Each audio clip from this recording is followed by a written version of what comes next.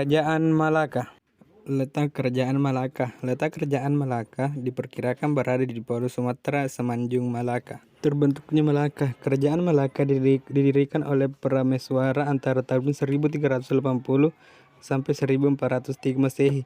Prameswara berasal dari Sriwijaya dan merupakan putra Raja Samagi. Saat itu, ia melarikan diri ke Malaka karena kerajaannya di Sumatera runtuh akibat diserang Majapahit. Pada saat Malaka didirikan, di situ terdapat penduduk asli dari suku laut yang hidup sebagai nelayan. Mereka berjumlah lebih kurang 30 keluarga. Raja dan pengikutnya adalah rombongan pendatang yang memiliki tingkat kebudayaan jauh lebih tinggi. Oleh karena itu, mereka berhasil mempengaruhi masyarakat asli. Kemudian bersama penduduk asli tersebut, rombongan pendatang mengubah Malaka menjadi sebuah kota yang ramai. Selain menjadikan kota tersebut sebagai pusat perdagangan, rombongan pendatang juga mengajak penduduk asli menanam tanaman yang belum pernah mereka kenal sebelumnya seperti tebu, pisang, dan rempah-rempah. Kehidupan politik. Dalam menjalankan dan menyelenggarakan politik negara, ternyata para sultan menganut paham politik hidup berdampingan secara damai yang dijalankan secara efektif. Politik hidup didampingi secara damai dilakukan melalui hubungan diplomatik dan ikatan perkawinan. Politik ini dilakukan untuk menjaga keamanan internal dan eksternal Malaka. Dua kerajaan besar pada waktu itu yang harus diwaspadai adalah Cina dan Majapahit. Maka Malaka kemudian menjalin hubungan damai dengan kedua kerajaan besar ini. Sebagai tindak lanjut dari politik negara tersebut, Parameswara kemudian menikah dengan salah seorang putri Majapahit. Sultan-sultan yang memerintah setelah Parameswara adalah Iskandar Shah, yaitu 1396 sampai dengan 1414 Masehi. Kemudian Muhammad Iskandar Shah, yaitu 1414 Masehi sampai 1424 Masehi. Dan selanjutnya Musyapatya, yaitu 1424 sampai 1458 Masehi. 4. Sultan Mansur Shah, 1458 sampai 1477 Masehi.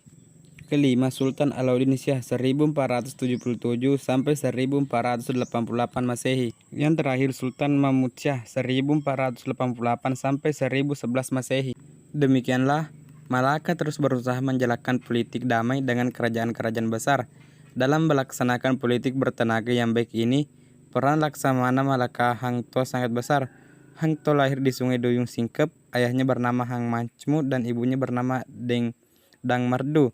Kedua orang tuanya adalah rakyat biasa yang hidup sebagai petani yang menangkap ikan. Malaka sebagai pusat penyebaran agama Islam. Sebelum muncul dan tersebarnya Islam di semenanjung Arabia, para pedagang Arab telah lama mengadakan hubungan dagang di sepanjang jalan perdagangan antar Laut Merah. Perkembangan perniagaan Arab, sehingga jumlah kapal maupun kegiatan perdagangan mereka di kawasan timur semakin besar. Pada abad ke-8, para pedagang Arab sudah banyak dijumpai di pelabuhan negeri Cina.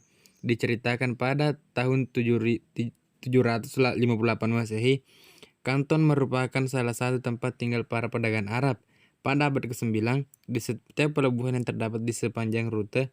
Pada abad ke-11, mereka juga tinggal di Campah dan menikah dengan penduduk asli, sehingga jumlah pemeluk Islam di tempat itu semakin banyak. Namun, rupanya mereka belum aktif bersimilasi dengan kaum pribumi, sehingga penyiaran agama Islam tidak mengalami kemajuan. Sebagai salah satu bandar ramai di kawasan timur, Malaka juga ramai dikunjungi oleh para pedagang Islam. Lambat laun, agama ini mulai menyebar di Malaka. Dalam perkembangannya, raja pertama Malaka yaitu Parameswara akhirnya masuk Islam pada tahun 1406 Masehi. Dengan masuknya raja ke dalam agama Islam, maka Islam kemudian menjadi agama resmi di kerajaan Malaka, sehingga banyak rakyatnya yang ikut masuk ke Islam. Selatin juga mereka dengan baik peristiwa ini dan menceritakan bagaimana proses konversi Islam yang dialami Sultan Iskandar Muhammad Shah, di mana Rasulullah hadir dalam mimpinya dan mengajarkannya mengucap syahadat. Kedatangan seorang mahdum dari Jeddah yang bernama Syed Abdul Aziz yang diberikan dalam mimpinya dikisahkan keesokan harinya menjadi kenyataan. Dari Syed inilah Sultan Iskandar Muhammad Shah dan rakyatnya mendalami Islam. Di negara Malaka yang terkenal sebagai pusat perdagangan internasional, para sultan turut mendukung proses Islamisasi dengan turut meningkatkan pemahaman terhadap Islam dan berpartisipasi dalam pengembangan Islam. Pemerintahan memberikan kontribusi yang besar dalam konsekuensi kegiatan dakwah. Sultan Malaka yang lebih dulu menganut Islam misalnya dilikuskan oleh Tom Price sebagaimana dikutip oleh H. Milner sebagai orang yang telah mengajarkan pengetahuan agama Islam kepada para raja dari negara-negara Melayu lainnya karena pengetahuannya luas tentang agama Islam. Selain itu, para Sultan Malaka mulai dari sultan yang pertama, begitu juga para pejabat pemerintah sangat berminat terhadap ajaran Islam. Banyak di antara mereka yang berguru kepada ulama-ulama yang terkenal. Sebagai contoh, sejarah Melayu menyebutkan Sultan Muhammad Syah berguru kepada Maulana Abdul Aziz, Sultan Mansur Syah berguru kepada Kadi Yusuf dan Maulana Abu Bakar. Sementara Sultan Mahmud Syah, Bendara Seri Maharaja, Mega Seri Rahmat dan Tunai Mai Ulat Bulu berguru kepada Sadr Johan. Begitu juga Sultan Ahmad yang belajar ilmu tasawuf kepadanya. Kaum ulama saat itu sangat dihormati dan dihargai. Kadi ahli fikih mempunyai kedudukan yang sama dengan pembesar negara lain. Sultan Mansur Syah dikisahkan konon telah mencari nasihat keagamaan dari Makhdum Patajikan, sufi alim yang sangat terkenal dari Pasai. Ini sih menunjukkan betapa para ulama dihormati dan dihargai. Selain turut mendalami ajaran Islam, para sultan juga diceritakan turut meningkatkan syair Islam.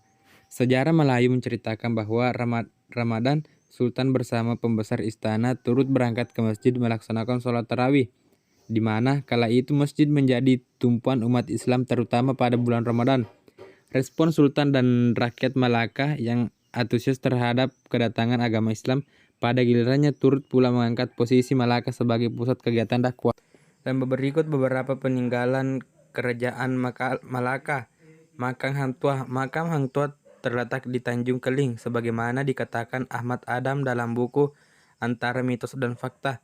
Dan yang kedua, Hikayat Laksamana Hang Tuah dan Hikayat Amir Hamzah. Kedua hikayat ini adalah bentuk karya sastra peninggalan masa kerajaan Malaka. Yang ketiga, Gerbang Afamosa. Gerbang Afamosa menjadi saksi keruntuhan kerajaan Malaka karena dikuasai oleh Portugis. Yang keempat, Georgetown. Georgetown merupakan kota berseraja di Selat Malaka. Sekian dari persentase tugas kami mengenai kerajaan Islam Malaka. Kami akhiri dengan ucapan Assalamualaikum warahmatullahi wabarakatuh.